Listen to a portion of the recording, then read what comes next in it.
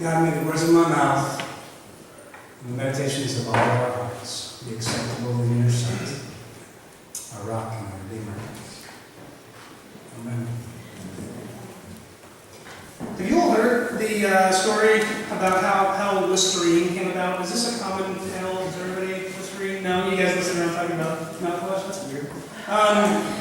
Okay, here's a quick backstory. It got invented in like the 1870s. They used it to disinfect surgical equipment and stuff like that. But then they were trying to figure out a way to market it, and they tried several things. Like they used it as a floor cleaner, which is interesting as you're washing your mouth with it. Oh gosh, what did they use it for? They used it, like a home sort of antiseptic and stuff like that. But it wasn't until about the 1920s when they really figured out how to market this stuff. They didn't quite invent the word Listerine, didn't quite invent the word halitosis. It was around, it was in a few books. But basically, they made halitosis famous. Halitosis is just sort of a fancy word for bad breath. But they started advertising Listerine as a solution for chronic halitosis. Here's the deal. Bad breath has existed for several years now. But never was it really a catastrophic thing until Listerine started marketing it as chronic halitosis, and Listerine was the solution for chronic halitosis. They gave you the problem and the solution. It's brilliant. Yeah, and I gotta tell you, like these early commercials, or not commercials, more so ads. These ads, they would show pictures of forlorn young loves wondering to themselves if they could stand to be, there's a quote here, stand to be with this mate whose rotten breath was so bad, they would say, can I be happy in spite of that? And be referring to their breath. I kid you not, this was a thing, and everybody, here's the deal. Up until that point, the total sales for Listerine was 115,000. In 7 years, it was 8 million. Halitosis, everybody. Didn't even know you had it. Fear appeal is what advertisers call it. Fear appeal, and it is powerful. It can make people do a lot of things. There is actually something called the extended parallel process model. That's a thing, and marketers study it as a way of essentially understanding how people's perceived threats can be a way of behavioral change and perceived solutions. What that basically means is this. There's a very well-studied model in how people can be scared into buying things to save them from things they didn't even know they were previously scared of. This is a thing. This is a thing responsible for billions and billions of dollars. From car commercials that imply that if you get a car with fewer airbags, you love your family less because they're going to die. Or disinfectant commercials that give you close-up microscopic pictures of bacteria that's crawling on everything unless you use what they have to offer you. It's fear driving. And really what it boils down to is attacking, you guys have heard of Maslow's, what's that called? Hierarchy of needs, there we are. We'll get through this together, everyone. There's an understanding that we have a hierarchy of needs, and if you can weasel a little fear that those needs aren't being met, you can tell somebody that they need something to fix it. And so those needs, you've got the psychological or the physiological, it's like breathing and food and water, basic stuff. And then you've got safety, there's your bodily security, but then there's employment and resources, things like that. Then you've got love and belonging, that's on the list, friendship, family. You've got esteem, self-esteem, esteem of others. Then you've got self-actualization. This is creativity, morality. This is ability to problem solve, to be spontaneous, things like that. And when those things, the argument goes, are out of order, we make bad decisions. We do whatever we can to make sure the need gets met. We can count on people to flail, to make emotional decisions, to do whatever is necessary, spend too much on what used to be surgical antiseptic or floor cleaner to get rid of that halitosis, because we might not find our true love. We don't fight logically, we don't fight strategically, we just flail. And advertisers know this. I, believe it or not, think a lot of that is going on in this story. This is a hard story. if we talk about it honestly, this is a hard story. I was a little frustrated that of all weeks, this is when we got back into the lectionary, because I did not want to preach on this story. It's a mess, frankly. And it speaks to, I'm going to say, at least 3 different audiences. The first is the abused, the hurting, the ones that Jesus called poor in spirit. And that one is pretty obvious. It's Hagar. It's Ishmael too. And in that story, you get this, it's the story of hope in the final hour, of God coming in and saving the day. It's this story of no matter how alone we think we might be, God will hear our cry. God is about the business of offering saving help. And I believe this is true. This is part of God's story. I believe that all of us in here will believe this truth at one point or another in our lives. It's true. There are a couple other stories being told here, and they're trickier. I think if we jump too quickly to the look, God saves the day part, we will miss some other things that are in the story. And it's some pretty important stuff. First of all, maybe we consider the reason that Hagar is in this situation in the first place. It's a pretty direct result of Abraham and Sarah. I mean, they did it to her. And here's the thing I kind of love about the Old Testament. The Old Testament almost never, maybe never, interprets people's behavior as good or bad. It just tells you the story and then says, well. We, however, have gotten very used to movies that has good people and bad people in it, and you choose the good people, and the good people do good things, and the bad people do bad things, and that's a little bit how we are in danger of looking at the Old Testament. And, the good guys do good things. That's dangerous here. Because what happens is, you pick a good guy, and then you find yourselves justifying really nasty things. Because they're the good guys, right? So what they do must be good. It's important for us to name the fact that Abraham and Sarah used Hagar's womb as an insurance policy. Just in case God's promise didn't come through. And then when they figure out that they don't need that insurance policy, because Isaac got born, well, they basically communicate to Hagar that she is not a slave worth saving. So I ask you, is that good?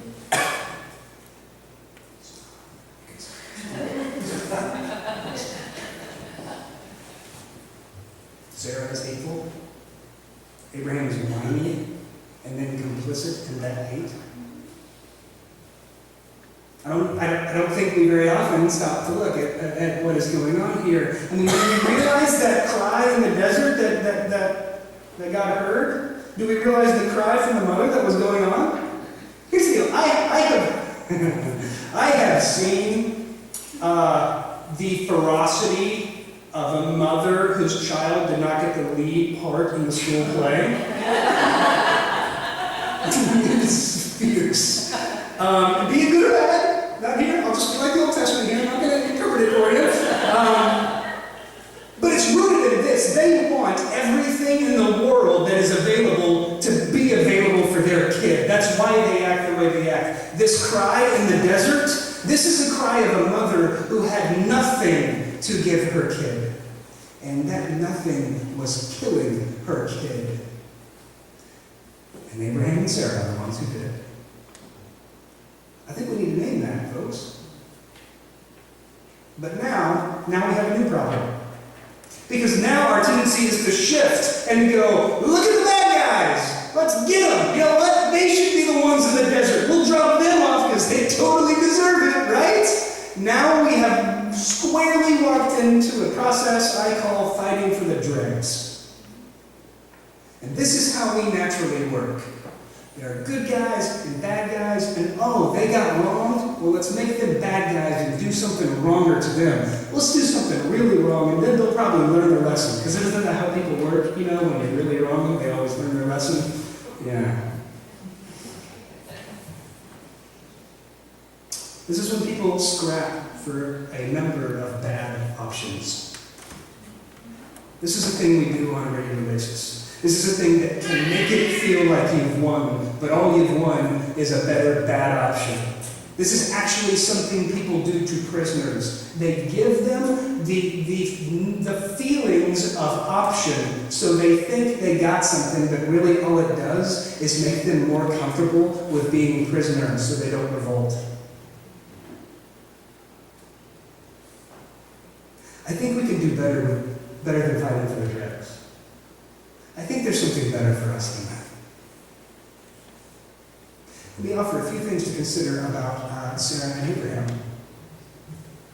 Just as we're considering everyone's situation, Sarah was a part of a very patriarchal society. Sarah was the property of Abraham. The social reality for her was that her redemption could only be found in childbearing, primarily childbearing of boys. That would have felt like an issue of survival for her. Her needs, her basic hierarchy of needs were certainly not being met. It was an issue of social and familial survival. In other words, she flailed out of survival recklessly at the expense of Hagar and Ishmael. Abraham is no doubt the most powerful person in this story. Abraham is at the top of the food chain, and he too was yielding to the complexities of his situation. It says outright, Abraham loved Ishmael. Abraham grieved the idea of sending Ishmael away. However, he commits the common sin of somebody in power, and that is complicity. It's how things go. Okay. He would have to, in order to change things, disturb a system that frankly had been very, very good to him. If he wanted to solve some of these cultural sins, he would have to really rock the boat. He would have to actively give up some of his own benefits in order to fix the situation. Or the other way around is this: he could do nothing and things would fall in his favor. Which is why I didn't do anything is often the defense of those in power. It's true. The system is already set up. All you have to do is nothing. Just, in Abraham's case, get born. And things are set up in your favor. Here's the deal. Now, some folks will disagree, and with good reason, but I tend to think that the term, carefully, that the term slavery or enslavement is a useful one in describing how we fall into the power of sin or addiction or the evil systems that are at play in our culture. The ones we don't even notice is just kind of the water we swim in. You know? I think it's a useful metaphor. But before I go further, I want to just mention, we're a small church. I know most of our situations. At least to some extent, and I can say with some certainty that our situations are not like Hagar's. Nor should we confuse our situations with Hagar's. It is not like the situation we are living in. We probably need to name them. But I do think a lot of our situations parallel Abraham and Sarah's. Some of us are scrapping like Sarah. Because we don't feel safe for one reason or another. We don't feel like our basic needs are met. We walked into this place, and just like I said at the beginning, somebody told us we weren't enough. There was a reason we weren't loved, we weren't secure, we were not taken care of.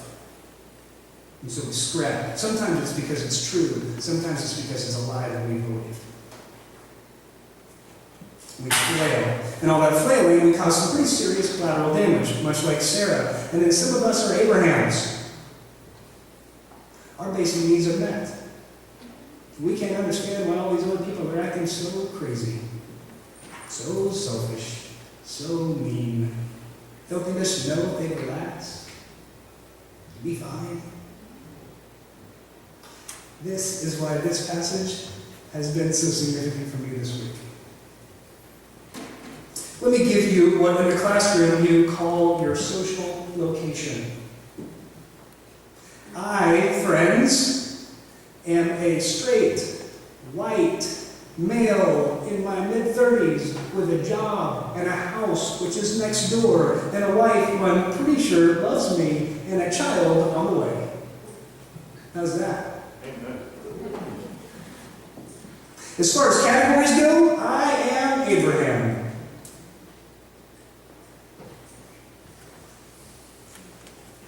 And I have to admit, it's a little embarrassing to say those things all in a row. Socially, that's a weird thing to do, what I just did, but I think we have to be honest about where we're starting from if we're going to be honest about the world we live in. So that's my social location. If we are going to hear what God might be up to in this world, we need to be serious and honest about where we are. If I don't begin by naming these things as I have wrestled with this week, that I am the Abraham, that things fall in my favor, I am at risk at being a part of, complicit in, subject to a very, very sneaky version of slavery. Paul talks about it in the book of Galatians. Paul talks about this exact passage in the book of Galatians. And he does this. He interprets it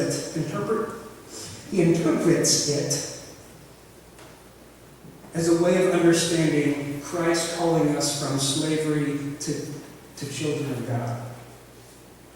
And there's a way that slaves are bound to live, and there is a freedom that is offered to us from Jesus. And that's what I need to read this to you. I think it's really great. He says, because you are children, God has sent the Spirit of His Son into our hearts, crying, Abba, Father. So you are no longer a slave, you're a child. And if a child, then also an heir through God.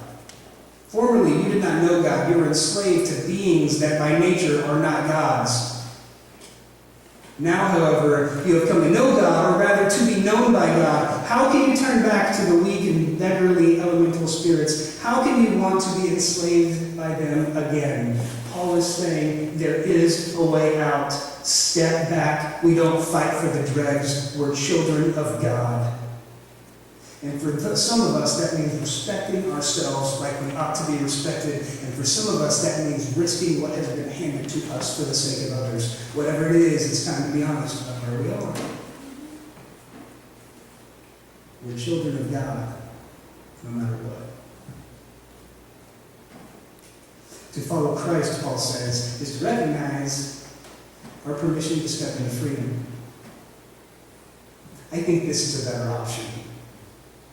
Every week we start with a statement of who we are. And we start with that statement because we forget, because I forget. May we step out of the slavery, wherever it may be. May we release ourselves from the fear of not being enough. May we take the risk of treating others as fellow children of God, for we are the church, Kingston. And this is our message. Amen.